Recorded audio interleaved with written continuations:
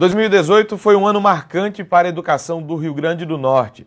Definimos os nossos documentos curriculares para o ensino fundamental, para a educação básica, mas o que é que isso significa? O que é que isso pode mudar na realidade das nossas escolas, principalmente no nosso ensino público? Convidamos hoje para o Com a Palavra Educação, Alexandre Soares, ele que é presidente da Undime, a quem eu desde já agradeço pela presença, dizer que é um prazer tê-lo aqui. Muito obrigado, presidente. Obrigado a você pelo convite e estamos à disposição para esclarecer qualquer assunto relacionado à educação. É isso. Para quem não conhece, quem não sabe da realidade, Undime é a União dos Dirigentes Municipais de Educação. E qual é o papel da Undime? Que tipo de órgão é esse? Em que ela atua tanto dentro desse universo gigantesco chamado educação? Bom, a Undime, ela, como você até mencionou, ela é a União dos Dirigentes Municipais de Educação. Então, todos os dirigentes, os secretários de educação, como assim são conhecidos, eles vêm até essa Undime e compõem esse corpo através de uma diretoria. E nossa meta é transformar uma educação pública de qualidade. Meta muito difícil. A gente sabe das dificuldades que todas as secretarias de educação passam, mas é naquele local onde a gente vai trazer conhecimento, vai trazer formação e que o secretário busca para poder tirar suas dúvidas e suas angústias. Perfeito. Quantas pessoas compõem a Undime? Como é que se forma esse corpo diretivo? Perfeito. A Undime é composta por uma diretoria executiva que compõe todas as regiões, nós temos polos, né? Aí dentro da diretoria da composição vai ter presidência, vice-presidência, diretorias operacionais, né? Secretários executivos, mas todos os secretários, todas as cidades do estado do Rio Grande do Norte estão representadas na Undime. Isso é fato. Perfeito. Para a gente ir já entrando um pouco no nosso papo de hoje, que é o documento curricular, eu queria que a gente discutisse um pouco sobre BNCC, é uma sigla que se fala muito, a gente ainda vai falar um bocado dela aqui hoje. Na matéria que a gente vai assistir daqui a pouco também tem ela. BNCC, Base Nacional Curricular Comum. Comum curricular, ao contrário. O que é que ela significa exatamente na prática? De onde surgiu a ideia, de quando é essa BNCC? Bom, é um projeto, né? Aí a gente tem a BNCC é um grande avanço, digamos assim, né? Nós temos uma luta muito antiga que foi que nós tivéssemos um tema transversal, que o ensino dado em nosso país, que é um país continental, fosse dado de forma unificada, ou pelo menos com os temas principais todos unificados. Ou seja, uma criança que estuda lá no Rio Grande do Sul tem uma quantidade de matérias, uma base curricular, e essa criança que estava no Rio Grande do Norte, às vezes, tinha uma base curricular diferenciada. E isso prejudicava na hora em que alguém daqui buscava empregos em outras áreas que não conseguiam acompanhar o mesmo currículo. Muitas vezes não conseguindo ter nem a quantidade de matéria igual. E isso criava um desequilíbrio na educação brasileira. Então, a Base Nacional Comum Curricular veio a resolver esse problema, nivelando todo mundo e, principalmente, dando a possibilidade de que cada região, cada estado, cada município possa ter especificidades. E isso é importantíssimo, porque não tem como um país como o nosso tratar de educação de forma homogênea. Ela tem que ser basilar, né? Mas ela tem que dar a possibilidade de diferenças também. Conteúdo mais regional, né? As variações dialetais, tudo isso que a gente sabe que é importante. E de quando é exatamente a BNCC? Ela existe desde quando? Foi formatada quando? Bom, nós tivemos agora no ano... Vocês até, inclusive, estiveram conosco, né, na entrega do documento. Sim. Do ano passado, agora em novembro, na verdade. Em dezembro nós entregamos já digamos assim, a parte educacional do Rio Grande do Norte, através de um evento no dia 7, mas isso é uma luta que já vem de alguns anos, se eu não me engano, no total 6 anos, até aprovação de leis, passar em comissões. Sim. E etc., né? É uma questão que... E dizer assim, olha, então a base foi implantada, né? Pronto, colocar a lei, ela ser aprovada, entregue à educação do Estado, isso está aprovado? É aprovada a lei, agora nós vamos para a fase de implantação. Ou seja, não adianta ter algo formatado sem que os principais agentes dessa educação, que são os professores, não tenham comprado e entendido o que ela significa. Perfeito. Agora nós vamos começar realmente a botar a mão na massa. Entendi. E é mais ou menos isso que a gente vai ouvir também na reportagem que a gente vai assistir agora. Eu estive na jornada pedagógica em dezembro do ano passado para entender o que estava acontecendo, como foi todo aquele processo. Em novembro já acompanhamos a entrega do documento ao Conselho Estadual de Educação, sim, que fez essa avaliação. E essa formalização, digamos, para o corpo pedagógico do Rio Grande do Norte, essa entrega, um documento de mais de 1000 páginas. Então a gente vai assistir a matéria que foi exibida no dia 7 de dezembro, agora. Centenas de educadores se reuniram nesta sexta-feira no auditório da Escola de Governo para o último dia da jornada pedagógica do Estado. O ponto alto do evento foi a entrega formal do documento curricular para a educação infantil. Mais de 1000 páginas, elaboradas por professores e especialistas no assunto, de 162 municípios potiguares. Agora, o desafio é a formação dos professores para podermos implementar nas nossas escolas o currículo. Então esse é um momento muito importante para o Estado do Rio Grande do Norte, em que esse documento ele torna-se legítimo, porque foi construído a várias mãos. O documento foi avalizado pelo Conselho Estadual de Educação, que se debruçou sobre o conteúdo no último mês.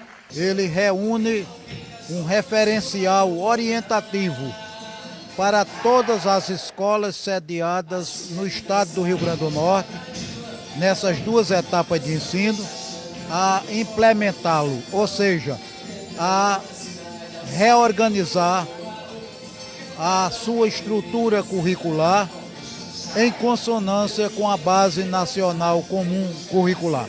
A cerimônia de entrega contou com apresentações culturais de alunos da rede pública. A secretária de Educação avaliou a jornada pedagógica, que aconteceu nos últimos 3 dias. A jornada, desde quarta-feira, trata de questões ligadas ao currículo escolar, à gestão, como nortear o trabalho da escola voltado para a qualidade do ensino. E tivemos desde o reconhecimento a escolas com projetos exitosos, escolas que têm se destacado. Ontem à noite foi um dia muito especial, uma noite de celebração com grandes projetos que as escolas estão implementando. E hoje a gente finaliza com o lançamento do documento curricular, que foi objeto de uma construção com a Undime, com os municípios e a rede estadual. O documento servirá como base para os 621.000 estudantes que existem no Rio Grande do Norte, escolas públicas e privadas, que estão no ensino fundamental e também na educação infantil. Mas para que ele seja colocado em prática, é preciso que o trabalho já comece na formação do professor. A formação ela precisa acontecer na escola. E nós já estamos traçando estratégias junto com os nossos redatores e os coordenadores que estiveram à frente desse documento para, no início de 2019, já começamos a trabalhar a formação dos professores a partir desses referenciais.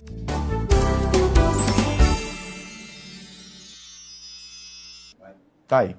Assistimos a reportagem exibida no dia 7 de dezembro, por isso alguns entes já mudaram, digamos assim. A secretária de Educação era Cláudia Santa Rosa, já mudou porque o governo também mudou. A presidente da Undime era Jeane Dantas, que terminou a matéria dizendo exatamente o que a gente falava antes da reportagem entrar no ar, que era a capacitação dos professores. É o próximo passo. Como é que esses professores estão sendo tratados nesse sentido? É dever de casa mesmo? Vai se debruçar sobre o documento curricular, essas 1000 páginas, e vai entender o que é que está acontecendo aqui? Que fase de mudança é essa no país? Bom, aí nós vamos... a primeira premissa que a gente tem na educação é que não se faz nada sozinho, né? Nós entendemos que nós estamos num estado e não somente no município, né? Nós precisamos entender que nosso aluno, ele é aluno do Rio Grande do Norte, e foi proposto já, você comentou há pouco tempo, que mudou o secretário, realmente mudou o governo, e o novo secretário Getúlio, ele tem sido muito sensível esse regime de colaboração. Isso foi fundamental para que a gente possa começar a planejar como vão ser esses treinamentos, porque, vejam só, não vai ser só colocar o material para o professor, até mesmo que nós não conseguimos nem imprimi-lo ainda pela quantidade de páginas. Sim. E pela quantidade de materiais que teria que ser impresso. Nós estamos, na verdade, agora pactuando com o governo do estado formas de dar formação a esses professores. Não só entregar o documento, mas sim discutir o que é melhor para o aluno. De que forma seria melhor passar? E quais são essas especificidades que nós vamos incluir no currículo? Uma questão que me chamou a atenção há pouco tempo foi tratar, por exemplo, o Rio Grande do Norte tem entrado nessa discussão, e é uma discussão muito válida, de onde o Brasil foi descoberto. Foi no Rio Grande do Norte? Não foi? Então, Foi em Touros ou foi em Porto Seguro? exato, isso é uma questão bem atual e que como é que nós vamos tratar isso na BNCC? Nós vamos continuar dizendo ao nosso aluno no Rio Grande do Norte que o Brasil foi descoberto na Bahia ou nós vamos dizer que ele foi descoberto no Rio Grande do Norte? Então essa discussão ela tem que ser travada, tem que ser escutado todos os segmentos, a parte científica, histórica, e depois nós colocarmos isso nos documentos e lutar para que isso seja colocado nos outros documentos curriculares também. E não é nem impor ao aluno um conhecimento ou um achismo, é você desenvolver o senso crítico nele, né? Você saber, olha, existe um assunto que ainda é polêmico e você tem que saber os dois lados da história ou os vários lados que essa história tenha. E esse é um dos deveres da educação, não é de doutrinar o aluno, e sim desenvolver o senso crítico para que ele possa, dentro da sua consciência, chegar a uma conclusão e defender essa tese. Exatamente. Bom, então está havendo essa comunicação para se chegar com essa base curricular nas secretarias municipais de educação. Os municípios, eles devem procurar a Secretaria Estadual de Educação ou esse sentido é inverso? É a Undime que faz esse meio de campo? Bom, a Undime tem esse dever e tem feito. Na verdade, já está acontecendo nesse momento várias jornadas pedagógicas nos municípios e eu diria que pelo menos 80% das jornadas, pelo que nós acompanhamos, trata em algum momento da BNCC. É o tema da vez, é a bola da vez, né? A gente tem que discutir isso e eu quero esclarecer aos nossos telespectadores, na verdade, que essa fase ela tem que existir e ela é tão importante quanto a criação da lei. Não adianta, e a gente escuta no nosso país falar que existem leis que pegam e que não pegam, e na educação não pode ser assim, porque a gente lidar com um prazo muito longo. Nós vamos começar a implantar agora um currículo onde nós vamos ter, pelo menos na base, vão ser 9 anos para a gente chegar no final de um currículo, certo? Então, a gente está falando de muito tempo, e para que isso não venha a prejudicar a qualidade do ensino, é necessário que seja colocado da forma correta. E é discutindo, e é analisando e implantando.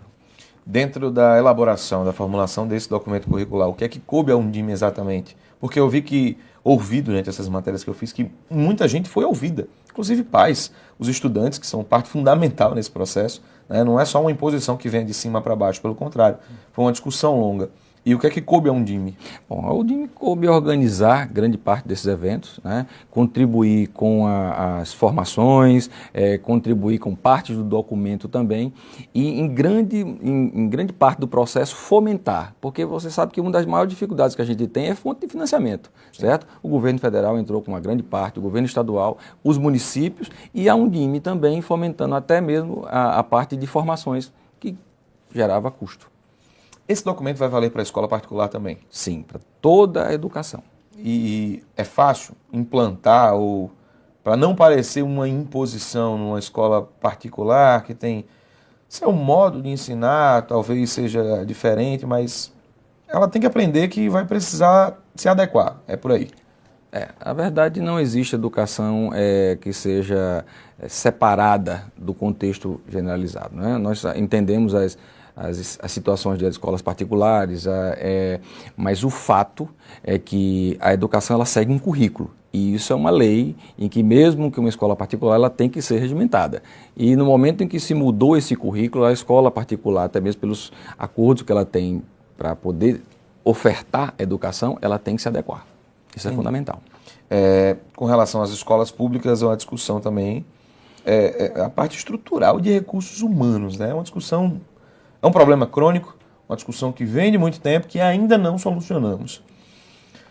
Até que ponto é mais importante ou é tão importante você primeiro estruturar para depois você conseguir aplicar uma base curricular comum? Ou é o contrário, você aplica primeiro para depois quem vier? Como é que vocês lidam com esse ponto que até agora está um pouco divergente, né? Você tocou num ponto neurálgico, né? Na verdade, a gente sabe muito bem que a educação ela tem para que ela aconteça, existe uma série de problemas e as soluções que foram dadas, elas percorrem por uma série de detalhes que passam por pessoal, infraestrutura, muitas vezes força de vontade, continuidade de trabalho, etc. Mas o que a gente pode analisar é a linha tempo-espaço, né? A gente vê que a educação brasileira tem passado por uma modificação e o currículo é a base que pode promover essa educação. Entenda, se eu estou fazendo esforço em cima de algo que não está preparado para uma melhoria, para uma coisa moderna, provavelmente eu não vou ter o resultado que eu quero, mesmo que eu fizesse ele de uma forma muito eficiente. Tá? Então, essa modificação ela veio como o trilho para onde nós estamos indo. Agora, que velocidade a locomotiva vai e que tipo de locomotiva vai ser colocado nesse trilho vai depender de outros fatores que não é a lei, não é a BNCC que vai tratar. Uhum. Nesse meio tempo, a gente teve também uma mudança no governo federal. Como o MEC tem se comportado nesse sentido? Continua apoiando a ideia do documento curricular, da própria BNCC? O MEC como um todo participou ativamente da produção desse documento, né? Então, não houve, tem muito pouco tempo de governo ainda, dias, né, de governo, mas não houve nenhuma sinalização contrária, até mesmo porque isso é um desejo, uma necessidade da população brasileira. Eu não acredito de forma nenhuma que o Ministério da Educação seja contrário a esse avanço. Pelo contrário, ele tem sinalizado a continuidade desse progresso da implantação. Entendi. E por que o documento curricular é de ensino fundamental, da educação básica? Ele não envolve ensino médio ou ainda não chegamos lá? Bom, existem fases, né, que precisavam ser tratadas. A nossa educação ela é muito complexa. Esse documento foi para o ensino fundamental, né, o ensino básico, mas existe já uma composição sendo tratada para o ensino médio também. Agora, esse documento que nós tratamos foi educação infantil e fundamental. Fundamental. Para quem não conhece, para quem está em casa, qual é a diferença? Educação infantil e ensino fundamental se diferem em quê? É o período de estudo da criança? Isso. Basicamente, seria o período. A gente tem a educação infantil, que a gente vai aí a crianças até 6 anos de idade, e aí você tem o fundamental do ensino básico, do 1º ano até o 9º, né, que vai tratar a grande massa da educação brasileira e o que compete aos municípios, que aí por isso a Undime está tratando muito voltado a isso. Obviamente existe o documento já do ensino médio, mas foi tratado pelo Estado. Uhum. Tá? Com relação a um problema que a gente tem também no país é evasão escolar. Mas é um fato que acontece muito mais no ensino médio do que em ensino fundamental. Ou eu estou enganado? Tem também no ensino fundamental? Grande. Eu diria, nós temos um estudo recente pela Unicef, aí eu já faço um gancho para que se você quiser buscar essa discussão aí bem interessante. Eles lançaram recentemente o estudo da distorção idade-série no país. Então, é um documento que trata de todos os municípios e todos os estados, dizendo qual é o problema da distorção idade-série. E por que eu toco nesse assunto de distorção quando você falou da evasão? Porque uma das situações da distorção é a evasão. A evasão, a reprovação, o abandono. Isso, o que ocasiona uma evasão, uma reprovação, um abandono da escola é a distorção. Porque a distorção é justamente quando o aluno está em uma determinada série com a idade que não era para estar. Certo. Então, nós temos no estado do Rio Grande do Norte, quase 42% do nosso aluno tem distorção idade-série. Isso é um dado alarmante, gravíssimo, tá certo? E que nós temos que, é a nossa meta esse ano, trabalhar com todas as secretarias de educação, onde a gente crie políticas através de um sistema que identifique onde estão esses alunos, tá? Para que a gente possa modificar o tipo de ensino. Porque o aluno que está em distorção idade-série significa aquele aluno que provavelmente vai se manter nessa distorção. É o aluno que está, por exemplo, com 14 anos e ainda está no 6º ano. Ele foi reprovado algumas vezes e vai ser dado no ano seguinte o mesmo do que ele não queria saber. E aí qual é a tendência? Que esse aluno caminhe para uma EJA ou às vezes até abandone de vez e não vá mais para a escola. Sim. Nós temos que criar políticas onde eu possa recuperar e dar ao aluno o que ele precisa naquele momento, fazendo com que ele saia dessa distorção idade-série e que tenha aprendizado. Isso é que está nos faltando, é essa efetividade no ensino. Não aceitar ou criar políticas, formas de ensinar ao aluno, mesmo que ele não queira. Então, mais do que o conteúdo, é a forma. É a forma. E aí vem formação. Você já tocou nesse assunto, ou seja, nosso professor tem que estar preparado, não para ensinar o conteúdo que ele pensava, e sim dar o conteúdo que o aluno precisa. Exatamente. E o uso de tecnologias, Alexandre, até que ponto está inserido nisso? Porque a gente vive numa era completamente digital, Sim. e uma enxurrada de informações a todo momento, todo mundo tem acesso fácil à informação. Isso está pensado, está inclusive contemplado no documento curricular? Como o professor pode lidar melhor com o celular na sala de aula, como pode usar como um aliado e não como um inimigo, para não só vetar, dar um não pelo não, você não pode usar. E isso está pensado, está contemplado? Em linhas transversais, sim, né? Agora, a metodologia de aula não está contemplada, a metodologia no documento, mas o professor, ele tem passado por uma série de atualizações para justamente lidar com isso. É uma realidade. Antigamente, quando você chegava numa sala de aula, a pessoa que mais tinha conhecimento naquela sala era o professor. Porque era sabido, o professor tinha acumulado conhecimento, ele estava ali para ensinar. Hoje, quem tem mais, o aluno acha que quem tem mais conhecimento é o Google. Né? Então, se um professor fala alguma coisa, muitas vezes está tudo no celular dele. Ele vai procurar e vai para contestar, não, professor, porque na página tal fala tal coisa. Então, o professor, ele teve que se adaptar a isso. E os que não se adaptaram estão tendo problemas. Tá certo? Realmente, a tecnologia ela tem que ser usada como aliada. Agora, nem sempre é o que acontece. Vai depender da condução. A forma de fazer, às vezes, vai ser tão importante quanto o conteúdo aplicado. Entendi. Em termos de disciplinas, muda alguma coisa do que todo mundo estava acostumado no ensino de língua portuguesa, de matemática, ou mantém-se? Como é que vai ser a partir do momento que for aplicado o documento curricular? Bom, em grande parte, nós mudamos um pouco para a questão de disciplina para competências, né? Na verdade, a base trata muito em cima de competências. Que competências determinada pessoa deveria ter que ter para poder chegar àquele conhecimento? Tá? E a forma de tratar, mas isso não muda as disciplinas que foram, na verdade, elas são regulamentadas por resoluções do Conselho Nacional da Educação. Né? Então, essas ainda permanece a última resolução, a não ser que mude a resolução, é que vai poder mudar também as disciplinas. O que existe sim é que os conselhos municipais de educação e estaduais de educação podem também fazer resoluções baseadas nessa resolução do Conselho Nacional e criar disciplinas específicas, como o Rio Grande do Norte já teve, como a disciplina de História do Rio Grande do Norte, depois tiraram, colocaram, ou seja, existe essa flexibilidade baseado no documento do Conselho Nacional. Entendi. Quais são os próximos passos, por parte da Undime, inclusive, as próximas jornadas, os próximos eventos, grandes eventos, principalmente para a apresentação do documento curricular?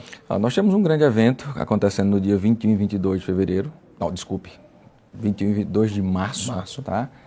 No Centro de Convenções, um evento que vai ser em conjunto com o Governo do Estado, Unicef, onde nós vamos fazer o fórum da Undime, o Fórum Estadual. Esse evento vai tratar, em grande parte, de BNCC, com oficinas, demonstrando a documentação, discutindo detalhes mais específicos dessa documentação, com todos os secretários, com todas as directs, com equipes técnicas do Estado. E nós vamos ter também um regime, na verdade, nós vamos iniciar a discussão de um regime de colaboração entre Estado e município, para que nós possamos criar um índice de qualidade da educação do Rio Grande do Norte. Isso é um grande desafio. Na verdade, nós estamos tratando que nós vamos precisar da Assembleia, ou seja, criação de leis que permitam se fazer isso. A gente vai trazer um modelo de Estado, que é o Ceará, que é o secretário de Estado com o município. Referência nacional, né? Que é uma referência nacional. E nós vamos colocar ali o secretário de Estado, o secretário do Rio Grande do Norte, quando o Ceará, Undime, município do Ceará, e nós vamos fazer uma mesa redonda e dizer, olha, eles vão passar para a gente, eles criaram isso em 2009. Quais foram os desafios? Primeiro ponto foi isso, a gente já tem toda a linha tempo da legislação deles, ou seja, como que passou, como é que foi essa questão do ICMS sendo repassado a municípios, a escolas, não a municípios, a escolas especificamente, que conseguiam atingir determinada meta, quais foram os desafios que eles enfrentaram, quais foram os problemas, onde eles erraram, e tentar começar a fazer isso no Rio Grande do Norte. Buscar referências, né, para a gente tentar evoluir nossos índices de avaliações nacionais, que a gente ainda não vai bem das pernas, né? Não, ainda não. Tentar melhorar tudo isso. Então, na prática, presidente, não vai haver uma chave, que vai se apertar essa chave, e a educação do Rio Grande do Norte vai mudar. É um processo muito suave de transição que vai começar a acontecer. Existe alguma recomendação para a escola começar a aplicar o documento curricular a partir de determinado momento? Ou um tempo limite, 2022, não se admite mais que uma escola não aplique ou não leia a cartilha do documento curricular? Bom, é emergente. Na verdade, ler, entender o documento é uma questão que todos já participam. Inclusive no Rio Grande do Norte nós temos muitas contribuições, professores aqui que contribuíram na formação desse documento. Tá? Já vem se discutindo há bastante tempo. O que nós recomendamos, através da Undime, é que se reavalie os PPPs, que é os projetos político-pedagógicos das escolas, porque muitas vezes esses projetos político-pedagógicos eles não estão condizentes com o que diz a BNCC. Então, é importante entender essa modificação e que a escola comece a discutir para aquela comunidade quais são as modificações que vão ser realizadas e que vai impactar, para que possa trazer a família para esse contexto, porque também não vai ser aplicado, nem vai ser modificado nada se a família não estiver presente. Tá? É importantíssima a presença da família. Com certeza, a gente sempre fala muito isso aqui no Com a Palavra Educação, é a base da educação, do futuro dos jovens. Né? Com certeza, a escola ela ensina, mas ela necessita que os pais, que os tios, os amigos, os irmãos, eles façam parte desse contexto, porque o ensino que não é aplicado não tem efeito. Não adianta terceirizar, deixar toda a responsabilidade na escola. Não funciona. Tá certo. Bom, queria agradecer a sua presença demais, deixar o espaço aberto para uma mensagem final, inclusive aos educadores, aos secretários de município, porque se não sabiam, agora podem saber um contato da Undime, um e-mail, um telefone para entrar em contato, saber como participar de jornadas, de eventos, como promover um evento em sua cidade. Perfeito. Aos nossos secretários, que nós compomos uma força de trabalho aí em prol da educação do nosso Rio Grande do Norte, a gente pede que continuem fazendo esse trabalho de doação que vocês fazem e, na verdade, ajudando para que a educação possa acontecer em cada município, tá certo? Precisamos entender que a Undime é o local que abriga todos vocês e que está sempre de portas abertas. Nós temos um sistema já que, na verdade, a gente não usa nem tanto só e-mail, nem telefone, a gente tem um sistema onde eles têm acesso a todas as informações, um sistema web. Então, todos já estão ambientados aí, nós estamos regularmente, digamos assim, alimentando com novas informações e contamos com a presença de todos vocês aí no nosso fórum, que é super importante, de suma importância, para que a gente possa dar seguimento ao nosso trabalho. Perfeito. Muito obrigado. Conversei aqui, eu que agradeço, com Alexandre Soares, presidente da União dos Dirigentes Municipais em Educação. A você que nos assistiu também, muito obrigado pela companhia e até o próximo Com a Palavra Educação.